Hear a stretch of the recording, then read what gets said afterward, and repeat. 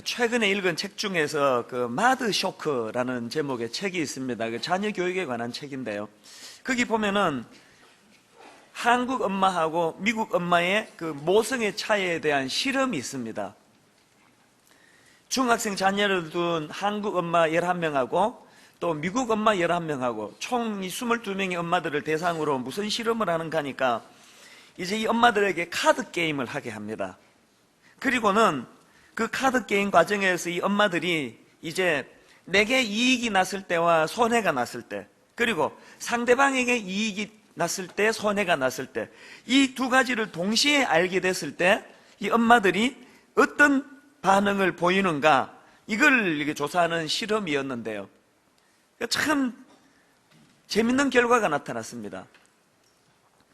사람의 뇌 중에서는 이 보상뇌 혹은 측핵이라고 하는 그렇게 알려진 뇌가 있는데요. 이 뇌는 사람이 즐거운 일을 경험하거나 이익을 얻을 때 그때 활성화되는 뇌라고 합니다. 그런데 그 실험에서 흥미로운 것이 이제 이 미국 엄마들은요, 본인이 점수를 땄을 때만 이 보상뇌에서 강하게 불이 켜지는 반응을 보였다는 겁니다.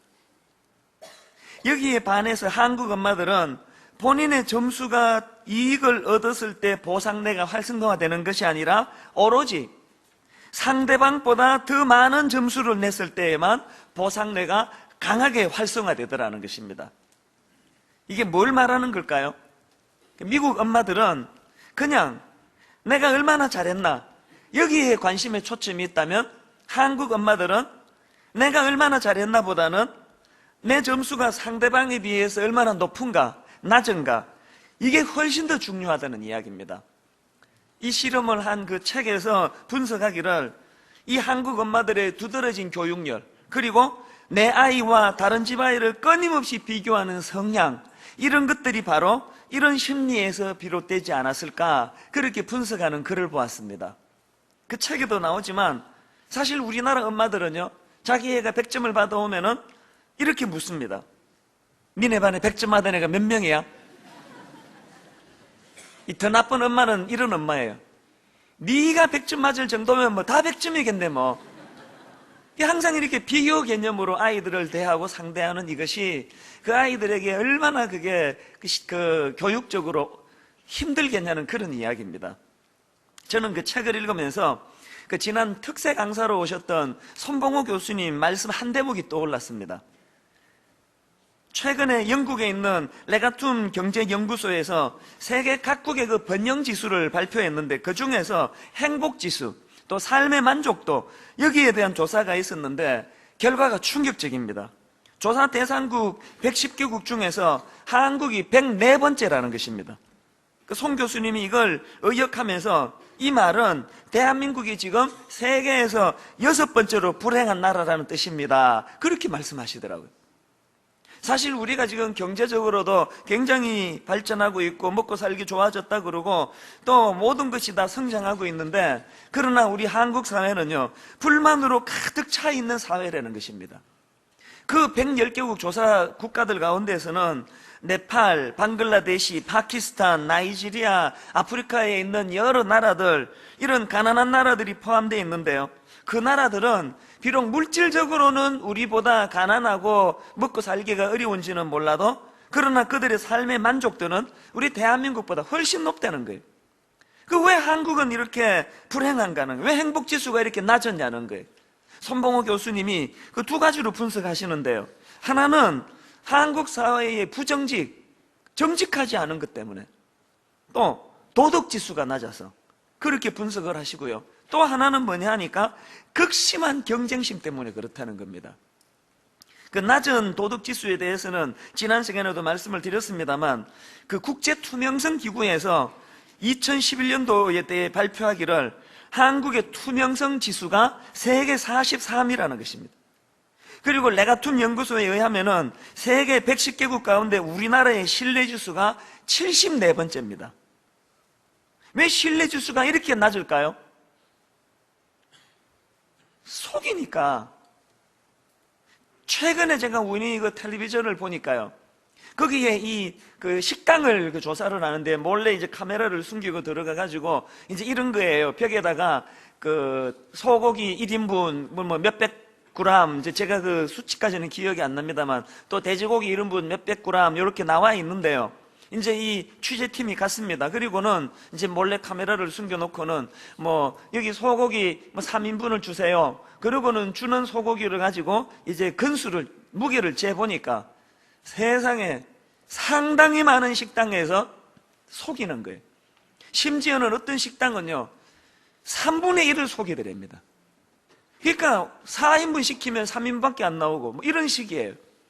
혹시 여기에 식당 하시는 분 계시면요, 여러분 뭐 새벽기도 나와가지고 그냥 울부짖고 소리 지르고 하는 그것보다 중요한 것은 3인분을 몇백 그램 했으면 정직하게 몇백 그램 내놓는 행위, 이게 신앙이에요.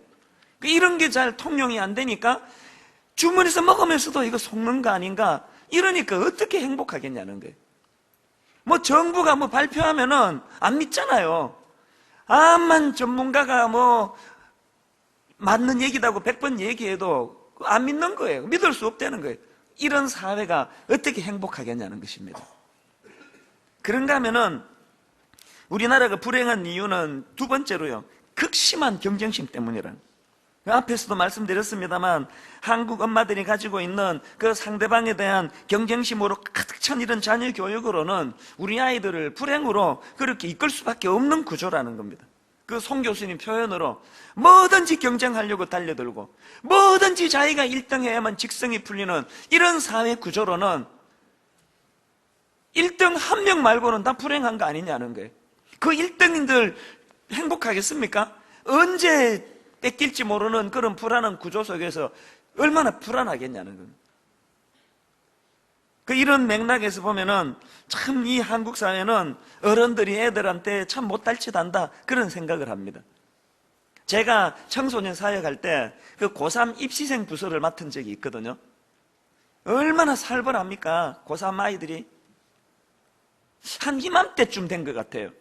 그 첫 번째 중간고사를 앞두고 있는데요, 여학생 하나가 교회 와가지고 통곡을 하는 거예요. 저를 보더니 글쎄 뭐 제가 뭐 걔 보기에 뭐 친정 오빠 같은지, 친정이 아니고 사춘기니까 제가 뭐 그냥 삼촌 같은지 어쨌는지 저를 보자마자 울기 시작하는데 왜 그러냐 그러니까 막 엉엉 소리 내서 막 우는 거예요. 그래서 무슨 일이냐 그랬더니 지금 중간고사를 코앞에 두고 있는데 어떤 애가 자기 노트를 훔쳐가 버렸다는 거예요. 이 기가 막힌 이야기예요. 이것도 기가 막히는데 더 기가 막힌 건요, 이런 일이 시험 앞두고 고3 교실에서 왕왕 일어나는 일이라는 거예요. 세상에, 제가 그 얘기를 들으면서요, 이러고도 우리 한국이 아직 망하지 않고 있다면요, 이건 전적인 하나님의 은혜예요. 세상에 그 10대 아이들이 아직 세상에 그 쓴맛 뭐 단맛 보기도 전인 그 아이들이 벌써부터 이런 경쟁 구도에서 저 자식이 나보다 앞서면은 그건 저 자식이 나 죽이는 일이라고. 그래서 그냥 남의 노트를 훔쳐가고 이런 교육 구도로 몰고 간다고 하면은 이런 나라가 이게 소망이 있겠습니까? 참 마음이 아팠던 기억이 있습니다. 여러분, 이런 현실이 우리 사회에 참 가슴 아픈 자화상인데요, 이런 맥락에서 우리는 지금 우리가 살펴보고 있는 이 성령의 9가지 열매가 얼마나 여기에 중요한 메시지가 담겨 있음을 꼭 기억해야 됩니다. 하나님께서는 이 성령의 9가지 열매를 가지고 우리들에게 다가오시는데 그 열매들을 보니까 전부 관계 중심적인 거 아닙니까? 그러니까 여러분, 우리는요, 이 두 견인하는 세력 가운데 놓여 있는 존재예요. 세상은 우리를 어떻게 견인하려고 합니까? 사람 믿지 마라, 불신해라, 그리고 모든 사람은 다 네 적이다, 그래서 저것을 밟아야지 네가 올라설 수 있다. 끊임없이 이런 경쟁 구도로 몰고 가는 이 세상의 견인이 하나 있고, 또 한 견인은 주일날 교회 오면은 주님께서 영적으로 우리에게 주시는 말씀이에요. 그거 아니다. 이웃과 더불어 함께 공존해야 된다, 함께 손잡고 나가야 된다, 사람을 불신하면 안 된다, 적으로 여기지 말라. 오늘 여러분은 이 두 견인 중에 어디에 영향을 더 받고 사십니까? 사실 제가 이 말씀을 준비하다가 문득 떠올랐던 게요, 개척 초기에 뭐 창립 멤버가 30몇 명 밖에 안 되니까 뭐 오늘날 같은 이런 교회는 뭐 꿈도 꿀 수 없었죠. 그 뭐 제 코가 석자였는데요. 그때 제가 차를 몰고 가면서 참 절박하게 기도했던 게 하나 있었는데요. 차를 몰고 가다가 길을 걷다가 눈에 보이는 교회만 있으면은 기도하는 게 있었습니다. 하나님, 지금 저 교회가 뭐 무슨 교단인지, 뭐 교세가 얼마 되는지 하나도 모르지만 주님, 제가 분당 우리 교회 잘 되기를 위해 기도하는 것과 똑같은 마음으로 저 교회도 잘 되게 해 주옵소서. 저 교회에도 은혜 주시옵소서. 또 차 몰고 가다가 또 눈에 보이면은 또 그 교회 부르면서, 교회 이름 부르면서 기도했었습니다. 10년 지난 지금 생각하니까 그 기도 안 한 지가 뭐 언제부터 안 한지 생각도 안 날 정도에, 이제 내 교회가 이제는 뭐 그렇게 절박하게 부르짖지 않아도 될 만큼 사람들 모이고 뭐 그러다가 보니까 이제 무디어진 거예요. 그래서 저는 오늘 여러분에게 부탁합니다. 10주년을 맞은 이 즈음에 다시 한번 우리 교회가 그런 기도 운동이 일어났으면 좋겠습니다. 분당 우리 교회 하나가 잘 되도록 기도하는 이런 이기적인 기도가 아니라 어떤 교회라도 하나님 저 교회도 복받게 해주세요. 하나님 이 교회도 부흥시켜 주옵소서. 그래서 여러분, 저 교회가 부흥하는 게 우리를 긴장하게 만들고 우리 성도 빼앗아 가는 건 아닌가 하는 이런 경직된 대결 구도로 교회를 대하는 것이 아니라 서로를 축복하고 서로가 잘 되기를 바라고, 이게 바로 성령의 열매를 추구하는 우리들의 자세여야 하지 않을까, 그런 생각을 해보는 것입니다. 여러분, 오늘 이런 의미에서 이제 우리가 살펴볼 이 자비라는 열매와 또 양선이라는 열매, 이런 관점으로 바라봐야 되는데요. 자, 이제 먼저 살펴보려고 하는 것은 성령의 9가지 열매 중에 5번째 열매입니다. 이 자비에 대해서 살펴보려고 하는데요. 이 단어는 원어로 헬라어로 보면은 크레스토테스라는 단어예요. 원래 이 단어의 의미는 유용함, 또 적절함, 이런 뜻을 가지고 있는데, 고전 헬라 저술들을 보면은 이 크레스토테스라는 단어가 2가지 용례로 쓰이는데요. 물건과 함께 쓰여질 때는 탁월함, 이런 뜻으로 이 단어가 쓰여지고, 사람의 성품을 설명할 때 이 단어가 쓰여지면 선함, 또 순전함, 또 친절, 이런 의미로 사용이 된다는 겁니다. 그래서 이 구약의 히브리어를 헬라어로 번역한 70인경에 보면은 이 단어를 선함이라는 그런 단어로 그렇게 번역을 했습니다. 그래서 이제 이런 것들을 종합해 보면은 성령의 5번째 열매인 이 자비라는 것은 한마디로 말하면 친절한 성품, 혹은 다른 사람들에게 기꺼이 봉사하고자 하는 선한 마음, 이렇게 의역해서 설명을 할 수가 있습니다. 그런가 하면은 성령의 6번째로 나오는 6번째 성령의 열매가 양선인데요. 이 단어는 원어로 아가도수네라는 단어예요. 이 아가도수네라는 단어는 앞에 나오는 크레스토테스라는 단어보다 더 능동적인 의미를 가지고 있습니다. 직역하면 선한 행동, 이렇게 번역을 할 수가 있습니다. 다시 말해서 앞에 언급했던 이 자비라는 단어가 마음의 상태를 나타내는 단어라면, 그 다음 나오는 양선이라는 단어는 그 자비가 행동으로 표출되는 것을 설명하는 단어예요. 이런 맥락에서 본다면 이 자비와 양선은 한 묶음, 한 세트로 봐야 됩니다. 제가 왜 이 2 단어를 같이 들고 왔을까요? 양선이 빠진 자비도 곤란하고요, 반대로 자비가 없는 양선도 온전한 게 아니라는 것입니다. 그래서 이 부분을 좀 살펴볼까 하는데, 먼저 자비만 있고 양선이 없는 것, 다시 말해 양선이 빠진 자비가 가지는 문제점이 뭐냐? 그거는요, 마음에 선한 동기만 있고 행함으로 연결되지 못하면 머리만 커지는 그리스도인이 될 위험이 있다는 것입니다.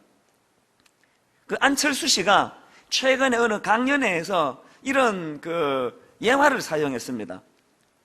우리나라가 식민지로 있을 때 어떤 나라를 많이 걱정하는 사람이 있었다는 거예요. 그는 그 나라의 그 비참함을, 너무나 서글픈 마음을 가지고 있는데요, 그 당시는 시대적으로 그 독립에 대하여 이야기하거나 또 독립군, 또 독립에 대한 움직임이 있으면은 다 잡아가지고 그냥 고문하고, 또 심지어는 생체 실험 대상자로 삼고, 그런 살벌한 시대였잖아요. 이 사람이 그게 너무나 울분이 터지는 거예요. 그래서 이제 밤마다 방에 들어가가지고 이불을 뒤집어 쓰고 대한독립 만세를 외쳤다는 거예요. 그리고는 시간이 지나서 하나님 은혜로 우리나라가 이제 해방의 기쁨을 맛보지 않습니까? 이 사실이 너무 기뻐가지고 이 사람이요, 막 관공서로 뛰어가가지고 뭘 주장했냐 하니까 자기도 매일 밤마다 방에서 이불을 뒤집어 쓰고 대한독립 만세를 외쳤기 때문에 자기도 독립투사의 반열에 들어가야 된다고 주장했다는 거예요. 어떻게 됐을까요? 그 안철수 씨가 결론적으로 이런 말을 했습니다. 독립운동을 행동으로 옮기지 않고 이불 속에서 혼자 만세를 부르는 그것을 독립투사라 말할 수 없습니다. 그건 뭐 당연한 이야기 아닙니까? 그런데 여러분, 저는 그 이야기를 들으면서 이게 영적으로도 그대로 우리가 적용될 수 있는 이야기라는 겁니다. 오늘 본문을 가지고 말씀을 드린다면, 만약에 우리가 선행에 관한 마음의 동기인 자비만이 내 안에 있고 그 다음 양선이 그것을 행동으로 나타나지 않는다면 그건 이불에서 대한독립 만세를 외친 그 사람과 똑같다는 거예요. 입만 살아있는 무기력한 그리스도인, 이런 상태의 사람을 존 웨슬리는요, almost Christian, 우리말로 유사 그리스도인이라고 그렇게 표현했고요. 조나단 에드워즈는 이런 크리스찬을 노미널 크리스찬, 우리말로 명목상 그리스도인. 또 야고보서 2장 14절에 보면 이런 말씀이 있습니다. 내 형제들아, 만일 사람이 믿음이 있노라 하고 행함이 없으면 무슨 유익이 있으리요? 그 믿음이 능히 자기를 구원하겠느냐? 그 다음 17절, 이와 같이 행함이 없는 믿음은 그 자체가 죽은 것이라. 뭐 죽어서 지옥 간다 뜻이 아니고요, 이불 덮어쓰고 대한독립 만세 외치는 것처럼 무기력한 신앙이다, 그 이야기를 하고 싶은 거예요. 여러분 어떻습니까? 최근에 어떤 분이 저에게 그 이메일 한 통을 보내주시고 돈 1,000만 원을 보내줬어요. 이게 무슨 내용인가 보니까 이메일이 이런 요지예요. 목사님, 그 돈을 후학을 위해 쓰고 싶은데 목사님께서 꼭 필요한 곳에 사용해 주시기 바랍니다. 야, 이분 그 대단한 분 아닙니까? 이 1,000만 원이라는 돈도 이게 뭐 어마어마한 액수인데요, 요새같이 이렇게 불신의 시대에 아니 저를 보고 뭘 믿고 저한테 그 1,000만 원을 보내주는 거예요. 그 제가 엉뚱한 데 쓰면 어떡하려고. 그래서 제가 그 글을 읽으면서, 이야, 이 저를 믿고 이 1,000만 원을 보내줬는데 이걸 어디다 쓰나? 우리 큰딸을 위해 써야 되겠다. 걔도 후학 아닙니까? 그래서 후학을 위해서 쓰라 그랬으니까 이 돈을 우리 큰딸 학비로 써야 되겠다, 그런 생각을 해본 적이 없고요. 참 고민이 되더라고요. 이렇게 믿고 맡겨주시는데 이거 어떻게 허튼 데 쓰겠나. 그래서 제가 그분에게 다시 메일로 주로 어떤 데 쓰면 좋겠습니까? 질문도 하고 그렇게 고민하다가 불쑥 떠올랐던 그 생각이 뭐냐 하면은 분당 우리 교회 창립 10주년 기념 행사가 떠올랐습니다. 이제 3주 뒤면은 10주년이 되는데요, 우리가 그냥 10주년을 기념해서 우리끼리 떡 해먹고 잔치 보려고 우리끼리 잘 먹고 잘 사는 이런 행사가 되지 않으려고 이번에 큰 2가지 기념 사업을 하지 않습니까? 하나는 인도에다가 학교 지어주는 거. 그래서 우리 10주년의 열매로 인도는 지금요, 학교 지으면 바로 찬대입니다. 워낙 학교가 모자라가지고. 그리고 또 하나는 지금 우리 교회가 에듀투게더라고 경제적으로 어려워가지고 또 홀부모 자녀들 중에는 과외를 받을 수 없어요. 이래가지고는 경쟁이 되지를 않는 거예요. 그래서 우리 교회에 굉장히 그 분야에 실력 있는 영어 선생님, 수학 선생님들이 자원봉사로 그 아이들을 이제 과외를 시켜주는 그런 일을 하고 있는데, 전에는 뭐 그 기관과 이렇게 협의해서 거기서 이제 그 과외를 애들을 가르쳤는데 이제 장소가 여의치 않게 됐습니다. 그래서 여러분, 그 멀리서 그 어린 애들이 버스를 타고 지하철을 타고 교육관까지 오는 거예요. 그래서 저녁에 제가 퇴근하려고 가다가 몇 번 마주쳤는데 늘 미안해요. 마음이 쏘여요. 이 어린 애들을 갖다가. 그래서 이번에 우리 10주년 되는 5월 셋째 주일날 한번 크게 헌금할 생각이에요. 그 헌금을 가지고 이제 그 에듀투게더 아이들 조그만한 캠퍼스라도, 뭐 캠퍼스라기보다는 건물 하나를 마련해줘서 거기서 마음껏 걔들이 공부도 하고 자습도 하고, 그래서 비록 내가 가난한 집에서 태어났지만 분당 우리교회라는 좋은 실력 있는 선생님을 후원해주는 교회를 만나서 내가 이런 그리스도의 사랑으로 이제 실력을 가지고 대학 가게 됐다, 그런 애들이 배출되기를 저는 바랍니다. 그래서 헌금할 생각이거든요. 그래서 그 1,000만 원이 갑자기 무슨 생각이 들었냐면은, 아니 왜 인도에 학교를 하나만 지어야 돼? 이 큰 교회가? 그래서 제가 이번에 그 1,000만 원을 시드머니로 해가지고 이제 인도에다가 이제 이런 설교를 하고 나면은 또 이제 여러분 중에 막 여기저기서 1,000만 원 들고 저한테 오시면은 이제 그걸 가지고 인도에다가 학교를 2개를 세울지 3개를 세울지 4개를 세울지 그거는 이제 그때 봐가면서 할 건데요. 여러분 안심하고 맡겨주시면 절대 우리 큰딸 위해서는 안 쓰도록 하겠습니다. 이게 뭘 의미하겠냐고요. 바로 어제예요. 어떤 분이 이제 제가 그 전주인가 그 결혼 주례를 했는데 저한테 이제 그 부모님하고 당사자 신랑 신부가 인사를 하러 왔어요. 안 와도 된다, 안 와도 된다. 비 오는데 말로 올려 그러느냐 하니까 보니까 뭘 준비했어요. 이제 이야기를 다 나누고 일어서면서 그 신랑 신부가 좀 나가 있거라 그러시더니 봉투를 꺼내요. 그 분당 우리 교회는 주례비 안 받는 교회거든요. 아니 그 목사님 월급 안에 주례비, 장례비 다 포함돼서 그 월급을 주는데 왜 따로 주례비를 받아야 되느냐는 거 아닙니까? 근데 봉투를 꺼내가지고 제가 우리 그거 안 받는다고 막 그러니까 목사님 그게 아니고 그게 저 주려고 그런 게 아니에요. 그럴 때 제일 민망한 거 아시죠? 그게 아니고 목사님 몇 주 전에 그 이웃교회 작은 교회 그 목사님 사모님들 그 기도 모임에 꽃놀이 시켜주시는데 헌금 좀 하라 그러셨잖아요. 그래서 그 헌금을 가져왔다는 거예요. 그게 너무나 머쓱하게 받았는데요. 그분들이 다 가시고 보니까 100만 원이 들어있어요. 제가 어제 굉장히 영감을 얻었습니다. 이제 앞으로 주례비 받을 생각이에요. 지금까지 그냥 공짜로 주례하신 분들은 다 후불로 다 내주세요. 이제 주례비 좀 받을 거예요. 그 주례비를 받아가지고요, 우리 교회의 장애인 복지관에 있는 장애우들과 연결시켜 줄 거예요. 그래서 이제 주례비를 뭐 얼마 내라 이렇게는 내가 안 하겠지만 주례비 주면은 그걸 가지고 우리 장애우 어려운 아이들 한 아이를 연결하든 두 아이를 연결하든 그래서 결혼하는 그 첫 출발서부터 이런 장애우들을 섬기는 것으로 그 신혼부부가 그렇게 첫 출발을 하는 것이 얼마나 유익하겠냐는 거예요. 이건 뭘 의미하는 이야기예요? 우리가 입을 덮어 쓰고 대한독립 만세를 외쳤던 그런 어리석은 사람이 되지 말자는 거예요. 그래서 여러분 때때로 설교가 감동이 돼야 되고 은혜를 받아야 되지만 여러분 은혜 받으려고 설교 들으면 안 돼요. 결단하려고 설교 듣는 거예요. 하나님 앞에 내가 더 이상 입을 덮어 쓰고 뒤집어 쓰고 주의 영광 외치는 것이 아니라 내 안에 자비가 있으면 그것을 양선으로 연결시켜서 내가 선한 행위로 이것을 연결하도록 하겠다는 거예요. 저는 이렇게까지 제가 설교했는데 설마 인도에 하나만 학교 지을 만큼의 헌금이 안 나온다고 생각하지 않습니다. 그래서 이제 여러분 해외에 남의 가난한 나라지만 그곳을 위해서 학교도 지어주고 우리 교회 안에서 우리 이 한국 사회 안에서 경제적으로 어려운 아이들을 잘 도와주는 이런 일들이 병행하는 이런 축제 같은 10주년이 될 때에 우리 하나님이 기뻐 영광을 받으실 줄로 믿습니다. 지금 많은 우리 성도님들이 복지재단 같은 데서 재능 기부, 실력을 기부하고 시간을 기부하고 제가 한 번씩 그 장애인 복지관 참 너무 마음이 허무대요. 우리 성도님들이 또 다락방별로 가서 거기서 그렇게 밥을 퍼드리고 청소를 해드리고 이런 일들이 지금도 많이 일어나지만 더 많이 활성화되기를 바랍니다. 이게 미션을 처치해요.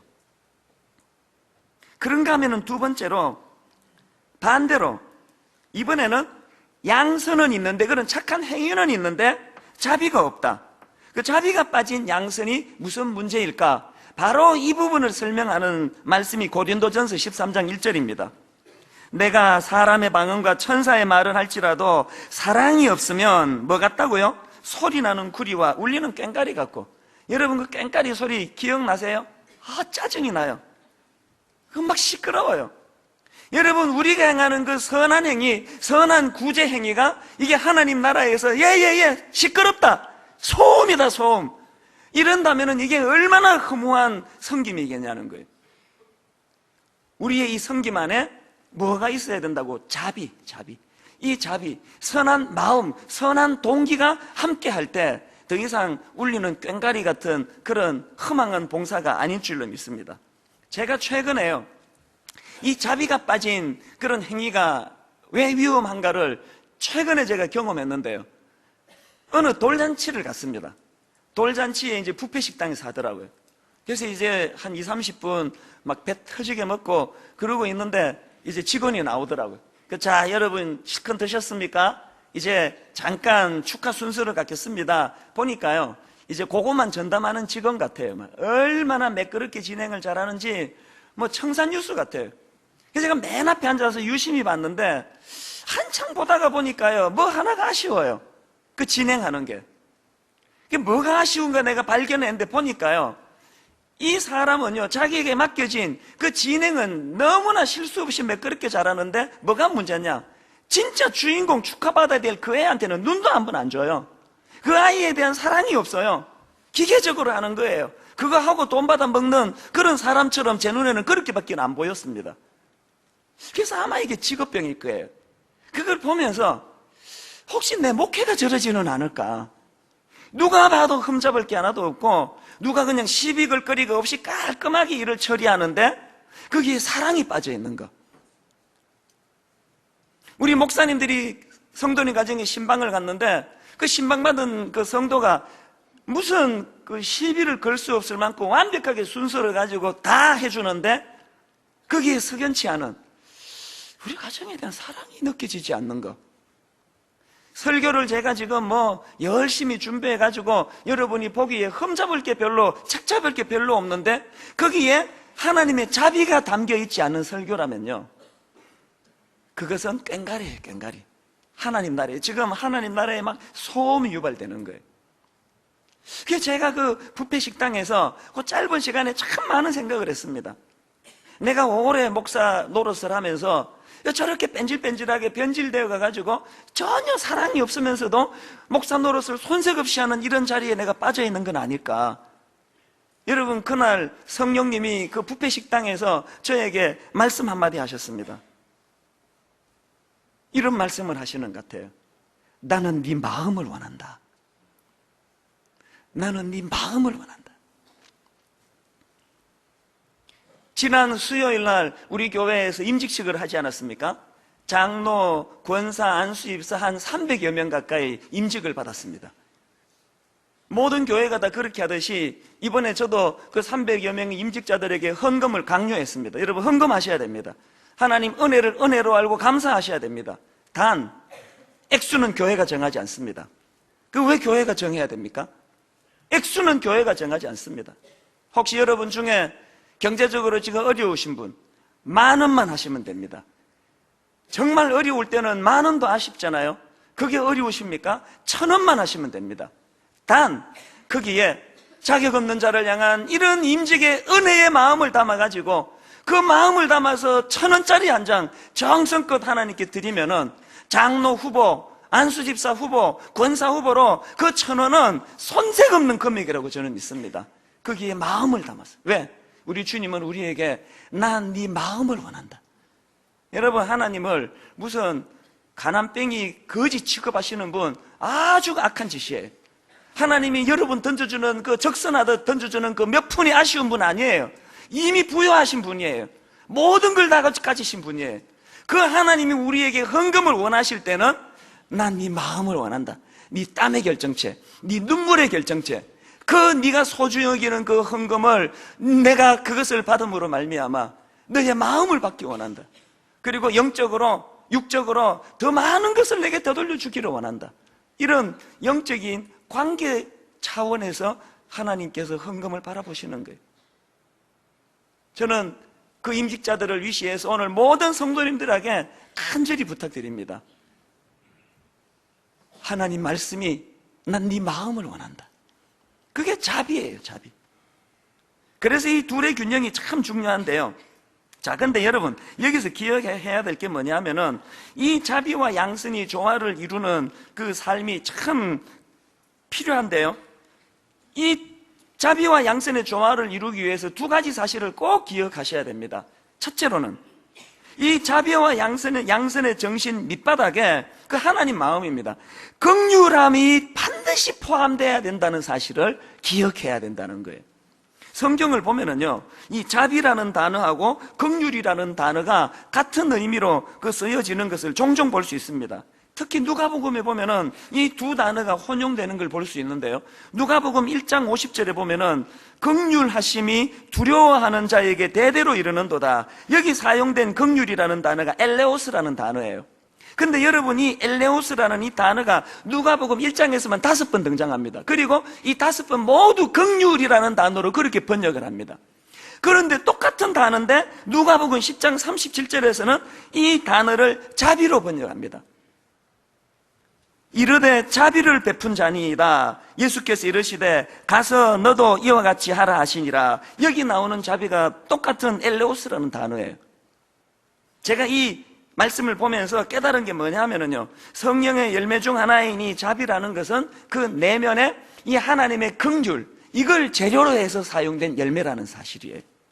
이런 맥락에서 우리 모두는 내 안에 이 긍휼이 있는가를 돌아봐야 된다는, 그런가 하면 두 번째로 이 자비와 양선의 균형을 이루기 위해서는 오래 참음이라는 성령의 열매가 필요하다는 사실입니다.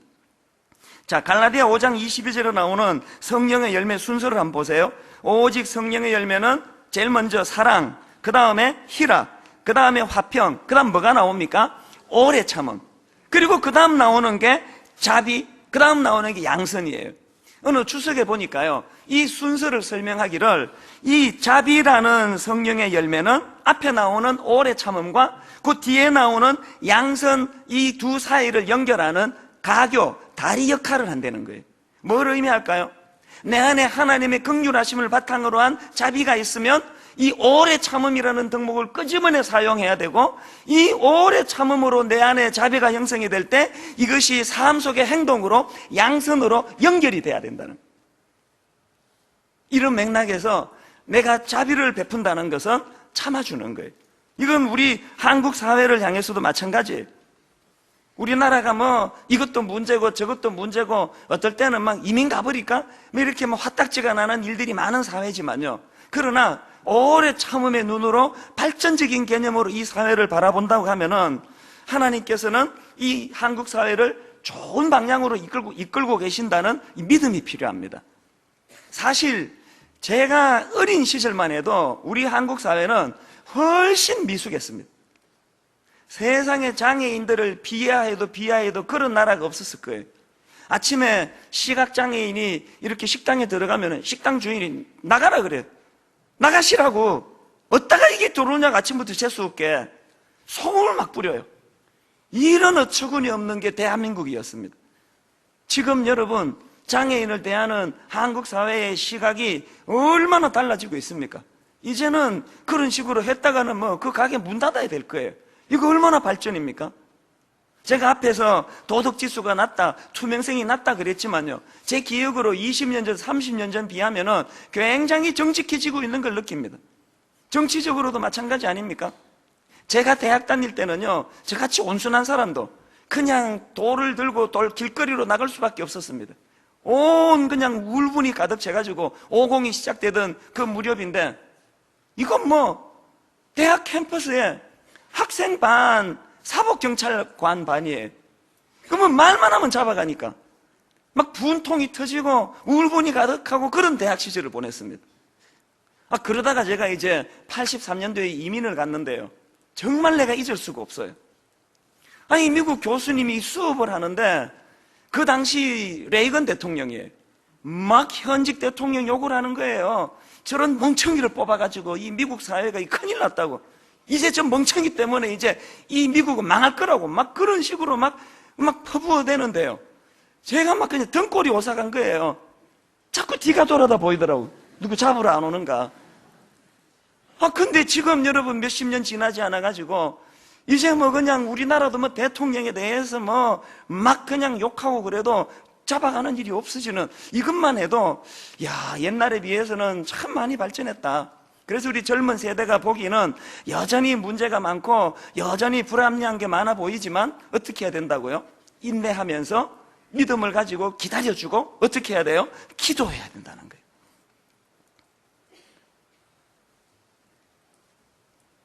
김용민 씨라는 분에 대해서도 마찬가지예요.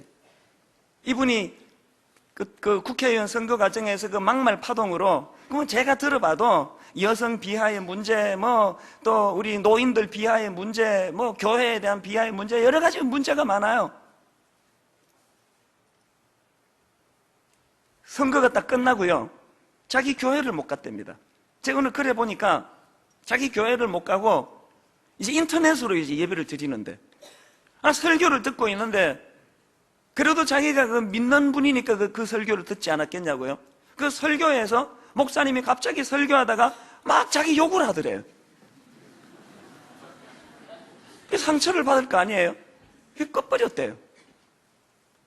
제가 그런 내용을 가만히 보면서 오늘날 교회가 그 사람을 어떻게 해야 옳은 것인가? 자꾸 사람들이 저보고 목사님 정치 얘기하지 마세요 그래요. 여러분 생각에 이게 정치 얘기 같습니까?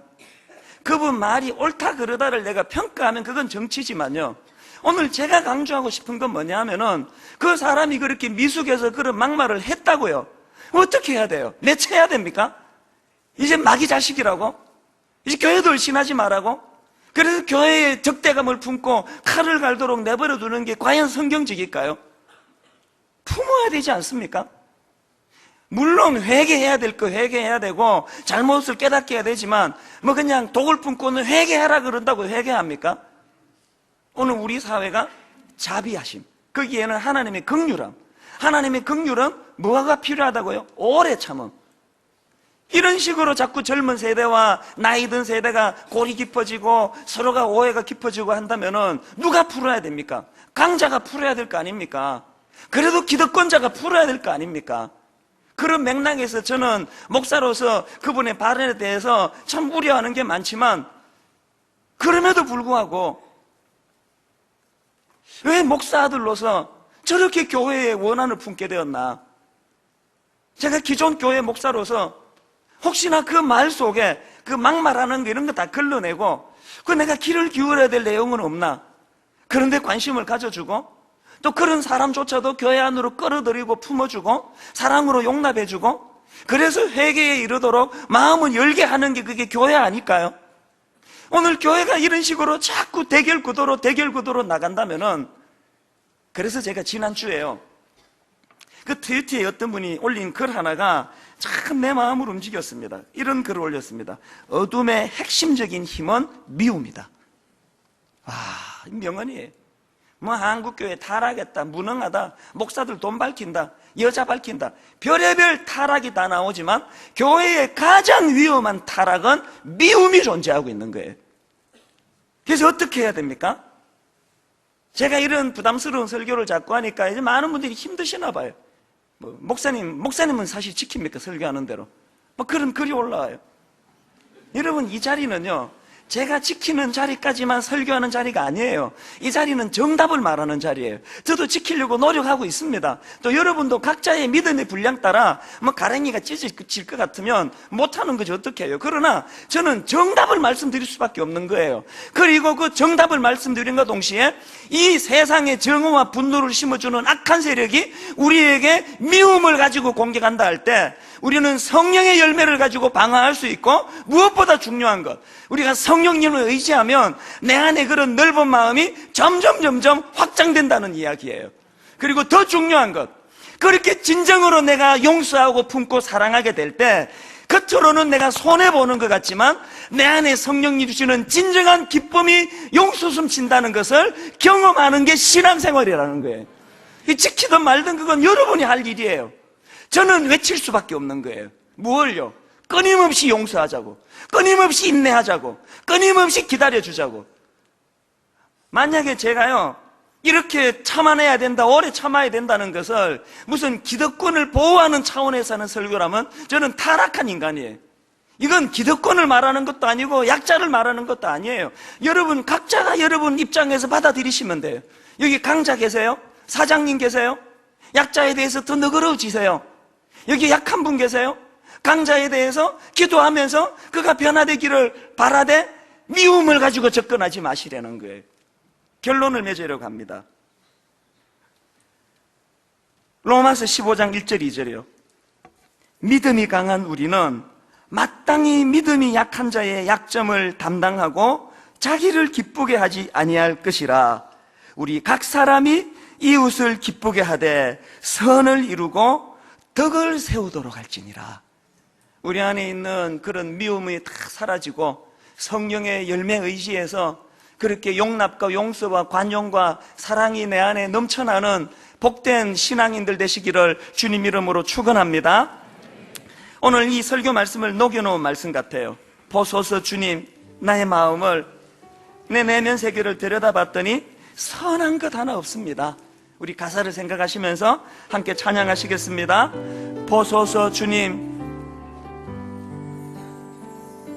보소서 주님, 나의 마음은 선한 것 하나 없습니다. 그러나 내 모든 것 주께 드립니다. 그러나 내 모든 것 주께 드립니다. 사랑으로 안으시고 사랑으로 안으시고 날 새롭게 하소서. 보소서 주님, 보소서 주님, 나의 마음은 어떻습니까? 선한 것 하나 없습니다. 하나 없습니다. 그러나 내 모든 것 주께 드립니다. 그러나 내 모든 것 주께 드립니다. 사랑으로 안으시고 사랑으로 날 새롭게 하소서. 날 새롭게 그래서 우리가 이렇게 나갑니다. 주님 마음 내게 주소서. 주님 마음 내게 주소서. 내 아버지 주님 마음 내게 주소서. 나를 향하신 주님의 뜻이 이루어지도록 주님 마음 내게 주소서. 자, 여러분 후렴부터 다시 부르실 때요, 이게 입을 덮어 쓰고 하는 대한독립 만세가 되지 않도록 구체적으로 하나님 오늘 내게 그 누군가에게 전해줘야 될 주님 마음의 대상이 누군지요, 누가 여러분을 아프게 했는지, 누가 여전히 용서가 잘 안 되는지, 내가 저 사람 용서하느니 내가 차라리 죽는 게 낫겠다는 그런 사람이 있다 할지라도 내 의지가 아니라 성령님의 주시는 힘으로, 성령의 열매로, 그래서 주님 마음 달라고 할 때 여러분 입을 덮어 쓰고 대한독립 만세가 아니라 실제로 길거리 나가서 외치는 독립 만세가 되듯이 오늘 여러분 누군가를 용서할 수 있는 대상을 떠올리면서 다시 한번 시도하기 원합니다. 지난번에도 시도했다가 실패했지만 또 하기 원합니다. 성령의 열매를 구하면서 우리 후렴부터 찬양할 때 주님 앞에 이런 용서가 능력으로 나타나기 원합니다. 주님 마음 내게 주소서. 주님 마음 내게 주소서. 내 아버지, 내 아버지 주님 마음 내게 주소서. 마음 내게 주소서. 언제까지? 나를 향하신 주님의 뜻이 이루어지도록. 이루어지도록 주님 마음 내게 다시 한번 주소서. 주님 마음 내게 주소서. 주님 마음 내게 주소서. 여러분 사모하면 주십니다. 내 아버지 주님 마음 내게 주소서. 내게 주소서. 나를 향하신 주님의 뜻이 이루어지도록. 주님 마음 내게 주소서. 우리 마지막으로 한 번 더 힘있게 선포하며 갈망하며 주님 마음 내게 주소서. 주님 마음 내게 주소서. 내 아버지 내 아버지 주님 마음 내게 주소서. 내게 주소서. 그래서 나를 향하신 주님의 뜻이 어떻게 해요? 이루어지도록 주님 마음 내게 주소서. 우리 합심해서 기도합니다. 성령님을 구합니다. 열매를 구합니다. 다 같이 기도하십니다. 살아계신 하나님 아버지, 오늘 이 대한민국 안에 많은 아버지 정오와 저주와 울분과 상처와 분노가 아버지 하나님 넘쳐나는데 우리 하나님 불쌍히 여겨 주시옵소서. 불쌍히 여겨 주시옵소서. 아버지 시간의 잠깐 영성을 여기시소. 아버지를 긍휼히 여기시는 것처럼 주님의 마음이 이러심을 받는 것처럼 시대 안에 용서를 일어남으로 말미암아 아버지 하나님 회개의 역사가 일어나고 아버지 회개의 역사가 일어나는 그곳에 주님을 향한 놀랍고 선한 마음이 회복되어지게 하여 주시옵소서. 오 하나님 아버지, 오 하나님 아버지 인도하여 주시옵소서. 오 하나님 아버지, 우리가 기도하는 모든 기도 가운데 하나님 아버지 성령의 열매, 오래 참음과 자비와 양선이 조화가 이루어지게 하여 주시옵소서. 내 안에 긍휼히 여기는 이 자비를 허락하여 주시옵소서. 주님, 이 자비하신 이 자리에 아버지 자리 잡도록 인도하여 주시옵소서. 여러분 계속 기도하신 분 소리내 기도하시고 우리 찬양하면서 주님 마음 내게 주소서. 내 아버지 주님 마음 내게 주소서. 나를 향하신 주님의 뜻이 이루어지도록 주님 마음 내게 주소서. 보소서 주님, 보소서 주님, 나의 마음을 나를 들여다보니 선한 것 하나 없습니다. 은혜를 구합니다. 그러나 내 모든 것 주께 드립니다. 사랑으로 안으시고 날 새롭게 하소서. 보소서 주님, 나의 마음을 선한 것 하나 없습니다. 그러나 내 모든 것 주께 드립니다. 사랑으로 안으시고 하나님의 긍휼을 구하는 거예요. 날 새롭게 하소서. 이 믿음 가지고 주님 마음 내게 주소서. 내 아버지 주님 마음 내게 주소서. 나를 향하신 주님의 뜻이 이루어지도록 주님 마음 내게 주소서. 주님 마음 내게 주소서.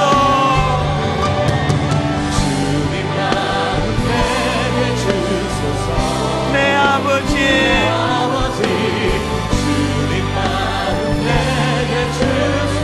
나를 향하신 주님의 뜻이 이루어지도록 주님 마음 내게 주소서. 여러분 이 믿음 가지고 승리를 향하여 선포합니다. 예수의 이름으로 나는 일어서리라. 나는 일어서리라. 주가 주신 능력으로 나는 일어서리라. 기굴하지 않습니다. 무릎 꿇지 않습니다. 원수가 날 향해 와도 쓰러지지 않으니 주가 주신 능력으로 주가 주신 능력으로 주가 주신 능력으로 일어서니 우리 다 자리에서 일어나서 하나님 앞에 선포합니다. 예수의 이름으로 나는 일어서리라. 사랑하는 일에 용서하는 일에 주가 주신 능력으로 나는 일어서리라. 원수가 날 향해 와도 쓰러지지 않으리. 누구의 능력으로요? 주가 주신 능력으로. 누구의 능력으로요? 누구의 능력으로요? 주가 주신 능력으로